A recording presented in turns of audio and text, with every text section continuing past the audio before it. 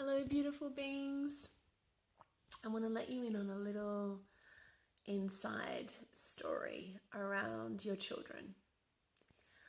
I need you to know that the behavior they're doing that's really pushing your buttons is essential to your evolution. And I know you're there saying, this cannot be true. This is the worst thing I could possibly hear. I can't tolerate it. I don't want to do it. I don't want to know about it. They're just being disrespectful. They're being so naughty. They're being so irresponsible. They're being so challenging. Whatever it is, yes. Hell yes. Bring it on. They are giving you such a gift. See, what's happening here is your child is innately programmed to trigger you into the wounding that you experienced as a child. So your child is triggering you into the wounding you experienced as a child. The behavior that your child is currently doing was a behavior that was fully squelched, suppressed, punished, ignored, mistreated, or abused in some way by your caregivers. So I'm going to give you an example to make this clearer. A friend of mine has a daughter who has reached this, what she would call rambunctious stage, where she only says no to everything that's asked of her.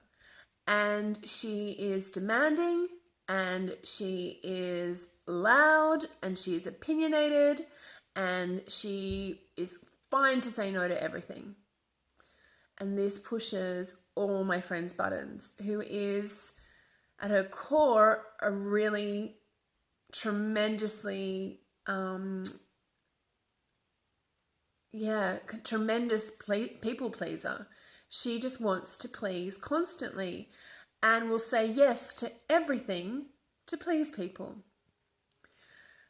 So what's happening with her daughter is that her daughter is showing her the space of where she acquiesces constantly to appease people.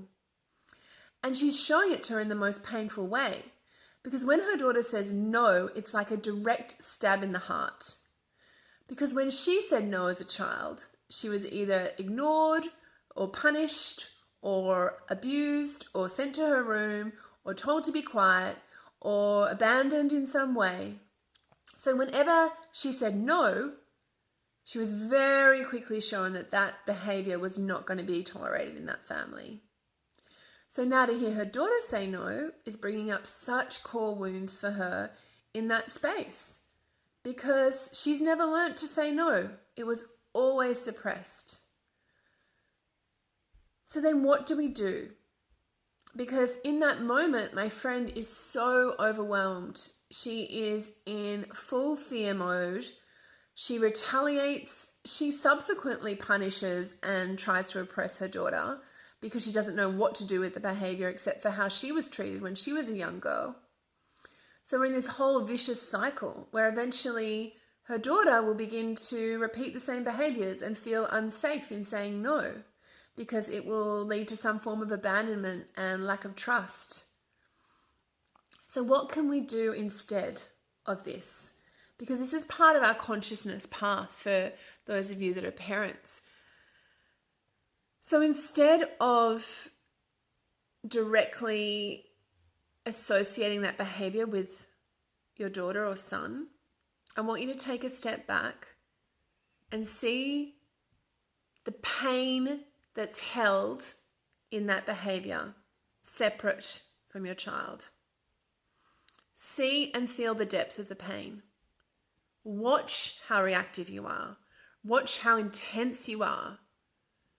The level of intensity will show you the depth of the wound, for sure. So watch your intensity, watch the pain that's triggered in you from the wound, and take some time outside of the relationship with your child to feel into the space where that pain is. Feel it somatically in the body and breathe into the pain when you bring that incident to mind. And feel the deeper coiling of that pain in your being. And begin to try to unlock some of the thoughts and feelings and words that come up in your body and your being when you're sitting in that pain.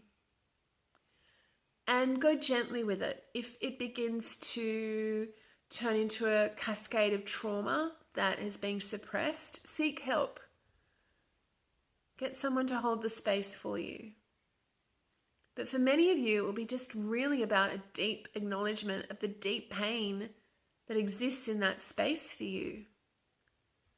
Because if you've never been able to say no, or you've never been able to have a full range of emotional expression, or you've never been able to express anger, or you've never been able to experiment with language and inappropriate words, or if you've never been able to have a right to say no, or to demand what you want, or that's being suppressed on any level, all of those behaviors will affect you. So go gently and slowly unwind them in your own body. Then when you sit with your child eventually, you'll be able to see them separate from that behavior. And you'll be able to welcome and thank the behavior for showing you your deep wound.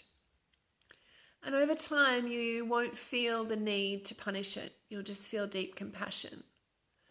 Because eventually, you'll remember what it was like to be a child in that behavior and how you were responded to and how painful it was. You'll begin to remember. And as you remember, the compassion in you will begin to flow. And you will begin to feel that there's a larger space.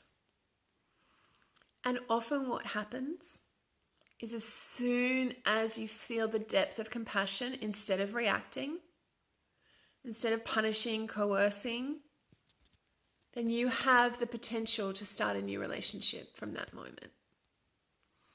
And children are our greatest spiritual teachers.